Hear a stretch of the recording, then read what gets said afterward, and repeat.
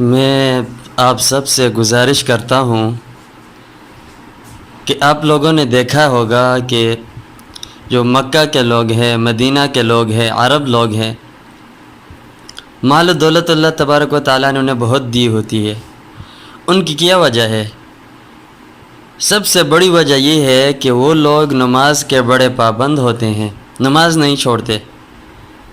चाहे उनकी ख़वातीन हो, चाहे अरब लोग ख़ुद हों, उनकी लड़कियों को भी आप देखेंगे कि वो इंतहाई फहश लिबास में होंगी, लेकिन नमाज फिर भी नहीं छोड़ती। जब नमाज का वक़्त आ जाए तो कोई चादर ओढ़ कर वो नमाज़ पढ़ती है। तो सबसे पहले नमाज का अहतमाम इंसान करे और उसके बाद अल्लाह से मांगे। और सूरत कुरैश हर नमाज के बाद 7 मरतबा पढ़े। और नबी करीम सल्लल्लाहु अलैहि वसल्लम ने जो दुआएं बताई हैं उनका अहतमाम